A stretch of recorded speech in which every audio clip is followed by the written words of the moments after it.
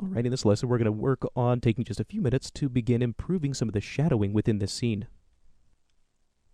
Okay, so for the most part, we are pretty much done with a lot of the lighting that we have set up. Now, one of the things that you may notice is that we do have a lot of shadows, but at the moment they really don't look 100% natural. We have a lot of these really harsh shadows or a lot of really sharp lines. Now, in some situations, this may be fine, but what you may also want to do in order to kind of help sell this realism just a little bit more is to consider coming in and adding just a little bit of softening to these shadows, so that way they don't appear quite as sharp and just not quite so fake overall. So let's come back and learn how we can do that. So the benefit of using these light profiles in the way that we have since our very earliest lessons, by using these light profiles in this light profile slot, is the fact that we now have the ability to come in and on the light source itself, we can start to increase the softening of our ray trace shadows, and we do that by using this light radius. So let me just come back to my hypershade, or actually we can just do this from any of our views. Let's go ahead and just grab all the different lights in our scene and make the adjustment. So let me come in and just set this to none. Let's come in, just grab all the different lights that we have in the scene. I'll go ahead and press the down arrow key on my keyboard to make sure I do grab the shape node. And let's go back to the attribute spreadsheet. I'm going to jump over into the All tab and look for the light radius. So sometimes this takes a few tries to find. There we are. So here's our light radius. Depending on your particular scene and just how soft you want these shadows to be, that's going to determine what your light radius is going to be set to. The larger your radius, the softer and more spread out your shadows are going to be. Because this scene is so large, we'll start with something like 20. It seems like a pretty high value, but again, considering the overall scale of our scene, light radius of 20 is really not all that big.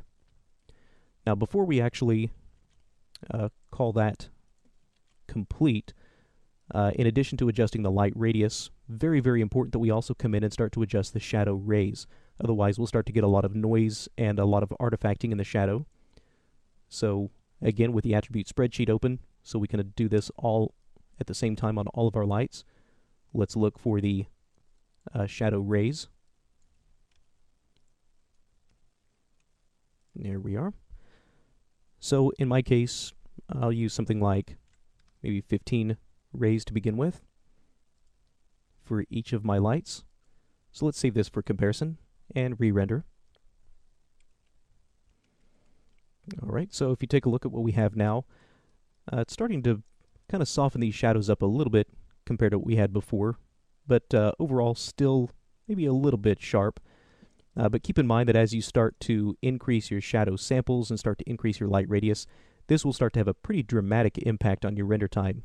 So previously, before we made these adjustments, I was at a little over 2 minutes for my render, so about 2 minutes, 10 seconds. And now I'm at almost 3.5 minutes, so close to double my render time. So it's really up to you if you decide that your extra render time is really worth that little bit of improvement in your shadows. Now, what I might try to do is come in and just try to bump that light radius up a little bit higher. So maybe take this from 20, maybe up to something like 40. And let's save that for comparison and re-render, just because I could maybe try to soften up these shadows a little bit more. Alright, so again, once this finishes rendering out, our shadows are now a little bit softer than what we had before. But again, this is a pretty subtle difference, so it's really going to be up to your judgment whether or not you do want to spend this extra render time. But you can see, especially on this line across the wall where we have the shadow coming from this stove light, previously we had a really, really strong, sharp shadow line, and now that's just been softened out a little bit more just to make that look a bit more natural. Okay, now before we wrap up this lesson, one last thing that we can start to do to kind of improve some of the shadowing. You'll notice that we have areas like this part of our tabletop or part of our countertop where we start to get maybe some improper shadowing. You can really start to see that kind of down in here. Now, this is a pretty common problem. We just have some situations where these irradiance particles maybe are not able to capture all of the detail that exists in some of these really small areas. Now, another added benefit of using these architectural materials is that they do have the ability to use a built-in ambient occlusion. So if we were to go to that cabinet material, you can see there is actually an ambient occlusion option. So we can come in, enable that for that particular material, and now any of these areas that are not directly illuminated by some kind of a direct light source will start to receive a little bit of this ambient occlusion effect. Now if we wanted to, we could come in and just start to enable this for pretty much all of our architectural materials. So if we were to come in to our hypershade, maybe just quickly grab these different materials up. So some of these we may not necessarily need, so things like this wine bottle material, the window material, these probably would not have very strong shadowing or any kind of occlusion on them. Go ahead and I'll deselect things like our Lambert materials. Alright, and I'll go ahead and deselect some of these other nodes like our particle cloud, your volume shader, or your shader glow. Pretty much just leaving myself with the architectural materials selected. So let's go back into the attribute spreadsheet with these selected. And what we should be able to do is activate things like the ambient occlusion on all of these at the same time. So with these selected, we'll go to ambient occlusion on, set that to 1. For the number of samples, again, this is really going to depend on your particular scenes. If I want this to capture a little bit more detail, I probably would want to bump this up a little bit higher, so we'll start with something like 32.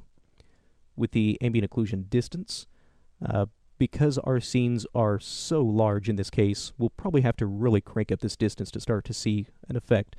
So in my case, I'll take this up to something like 200. And then for the ambient occlusion dark, RGB, I'll go ahead and set all of those to 0.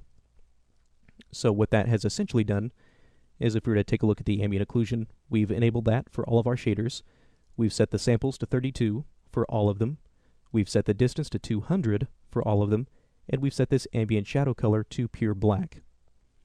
So what we should start to see now is if we were to save this for comparison and re-render. Okay, and then once this is finished, if we take a look, this is a relatively subtle effect, but it is definitely there. So if you compare what we had before to what we have now, we can start to see just a little bit of extra emphasis and a little bit of extra detail in some of these areas that are not necessarily receiving direct illumination. So some of these areas around this windowsill, it starts to become a little bit easier to see. Areas where we're starting to make contact along this wall, these start to just kind of pull out a little bit of those extra details and just kind of enhancing some of those little areas that might normally be lost. Okay, but again, you'll notice that all of these different things will really start to affect your render time pretty dramatically. So looking at where we started to begin with in this lesson with all of our sharp shadows and no occlusion, again, in my case, I was about 2 minutes, 11 seconds for this render. And now by starting to introduce some soft shadows, a little bit of occlusion, I'm now up to about 3 minutes and 40 seconds. So you can really start to see where things like our glossy reflections, soft shadowing, ambient occlusion, all of these things really start to stack up our render times. And you can really start to understand now why we want to try to save those things until pretty much the very last, because up to this point we can move relatively quickly, and then once we are pretty much finished with our lighting, we can start to make these final little adjustments and really start to save these really big impacts on our render time until the very end. So at this point now, we are pretty much finished with all the lighting and the shadowing that we have to set up. So what we'll start to do in our next lesson is go through some of the steps of just rendering out this final image.